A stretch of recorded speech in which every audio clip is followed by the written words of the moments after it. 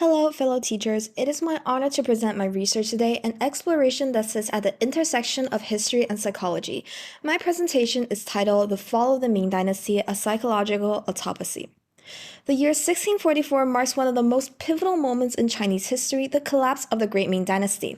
For nearly 300 years, the Ming has overseen an era of unprecedented cultural flourishing, military expansion, and intellectual achievement. Its territory stretched from the steppes of Inner Mongolia to the waters of Southeast Asia. Yet, despite its grandeur, it fell not with a whimper, but with the sack of Beijing by a rebel farmer and the subsequent Manchu conquest. Traditional historiography provides with a clear, if superficial diagnosis: economic distress, military failure, and institutional corruption. While these were immediate causes, they are, I argue, merely the symptoms of a deeper, more profound sickness. My research seeks to diagnose that sickness by asking not just how the Ming fell, but why its sophisticated systems of governance became so utterly paralyzed in the face of crisis. To undertake this psychological autopsy, I have turned to the work of 20th century Swiss psychiatrist Carl Jung. Jung provided a powerful framework for understanding the human psyche, concepts which I believe can be powerfully applied to collective entities like the state. He proposed that every individual, and by extension, every society, possesses a persona. This is a carefully crafted mask we present to the world our social role and idealized self-image. Conversely, he also identified the shadow, which encompasses all the aspects of ourselves that we repress, deny, or find unacceptable, our hidden fears, desires, and weaknesses. The path to psychological health, a process Jean called individuation, is a difficult and lifelong work of integrating the conscious persona with the unconscious shadow, thereby achieving a state of wholeness and self-awareness. A failure in this process may lead to neurosis, crisis, and ultimately, like the Ming Dynasty, collapse. Therefore, building on this framework, my central thesis is this: the Ming Dynasty can be analyzed as a single collective psyche, a patient on the stage of world history. This collective identity consciously constructs a brilliant but exceptionally rigid Confucian persona, an idealized image of harmony, moral virtue, and perfect order. For centuries, it systematically repressed any element that challenged this self-conception, forcing those disruptive realities into a powerful and growing shadow. The dynasty's ultimate collapse, therefore, was not merely a political or military failure. It was a failed individuation process, a catastrophic psychological breakdown resulting from an inability to integrate the contradictory aspects of its own identity.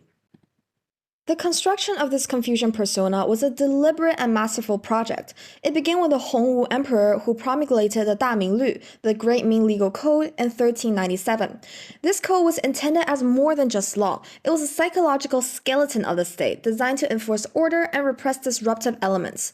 Therefore, an elaborate ritual system formed on the flesh of this persona. The Yongle emperor himself invoked Lao Tzu, saying that laws are the skeletons of governance, rituals its flesh, and virtue its blood. Imperial sacrifices to heaven and homage to Confucius were grand public performances designed to authenticate the dynasty's mandate and reinforce its image of benevolent order. Externally, this persona was projected through the tribute system and the majestic voyages of Zheng He, presenting to the world an image of China as a civilized, ordering center of the universe. Yet, the Ming philosopher Wang Yangming later warned, when ritual becomes empty performance, it ceases to nourish a state's soul. Within the system, the key political roles hardened into powerful and ultimately inflated Jungian archetypes. The emperor embodied the ruler archetype or the symbolic son of heaven. However, when a mortal man identifies too completely with this archetype, it can lead to a dangerous ego inflation and detachment from reality. We can see this vividly in the Wanli emperor, who was frustrated with his bureaucrats, withdrew from the court affairs for decades, telling his ministers, "The weight of heaven is too heavy for mortal shoulders. Sometimes the vessel must retreat to preserve itself." His withdrawal represented a profound psychic inflation that created a power vacuum at the very heart of the state. Conversely, the scholar official class embodied the sage archetype, the keepers of wisdom and moral consciousness. Yet, this archetype's shadow is rigidity and hypocrisy. This was displayed in the bitter factional struggles between groups like the Dongling Academy and their rivals. These conflicts were what Zhang called an anomodromia, the emergence of the unconscious opposite, where moral certainty devolved into self-righteousness argumentation. The statesman Hai Rui poignantly captured this dysfunction, noting that when the emperor and his officials become like strangers, the entire empire becomes a body without a head and a head without a body. As Zhang has famously observed, until you make the unconscious conscious, it will direct your life and you will call it fate. The Ming's repressed shadow eventually returned with a vengeance, manifesting in three divesting forms.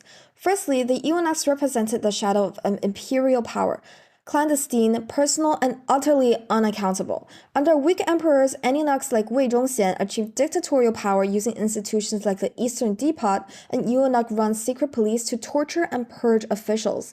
The eunuch Liu Jing himself acknowledged this dual nature, stating that eunuchs are like knives in the hands of children, useful tools but deadly when misused. Second, bureaucratic fractionalism represented the shadow of the sage archetype, where the unconscious desire for power undermined official values of harmony. The Wanli emperor expressed his frustration, saying that my officials speak of nothing but moral purity while practicing nothing but partisan politics. Finally, peasant rebellions represented the explosive return of the collectively repressed. The rebel leader Li Zichen gave voice to this, declaring that the emperor may have heaven's mandate, but the people have heaven's justice. When the former fails, the latter must prevail. These rebellions were the externalization of the internal contradictions the Ming can no longer contain. Confronted with these internal failures, the Ming psyche employed a classic psychological defense mechanism, projection. It projected its own shadow onto external and internal others to avoid the difficult work of self-examination. Internally, the state created scapegoats. Powerful officials were ritually purged and executed for failures that were systematic, not personal. A Jungian analysis will see these falls as symbolic sacrifices, a temporary purification that delayed the substantive reform. Externally, the Ming projected its shadow onto nomadic peoples, characterizing the Mongols and later the Manchus as barbarian threats to civilized order. In a stunning example of this projection, many of the so-called Japanese pirates that plagued the coast were in fact Chinese merchants operating outside the restrictive tribute systems. This was a return of the repressed commercial energy the state has failed to integrate. By projecting this internal disorder onto Japan, the Ming avoided acknowledging how its own policies has created the crisis. This rigid projection had led to a fatal psychological blindness, preventing a realistic assessment of the Manchu threat until it was too late. The convergence of crises in the 17th century represents the final catastrophic stage of the failed individuation, psychic disintegration.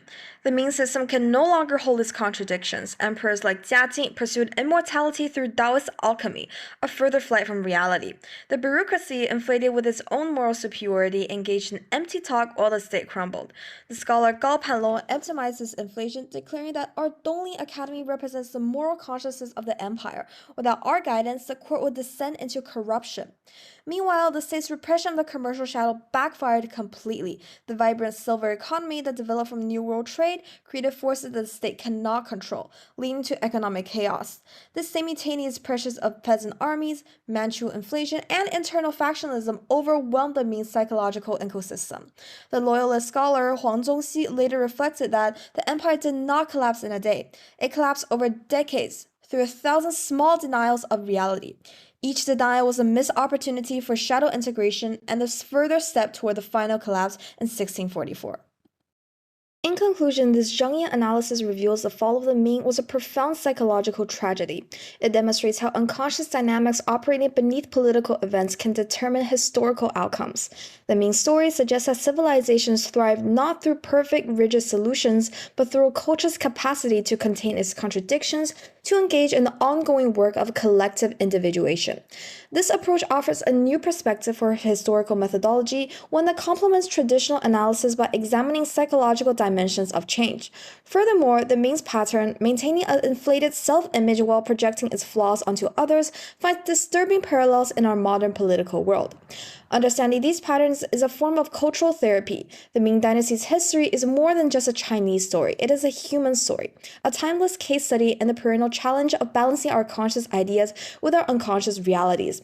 As Plato observed, true freedom comes from living rationally and virtuously. The Ming's ultimate tragedy is a failure to achieve this freedom both individually and collectively. Thank you for your attention, and that ends my speech.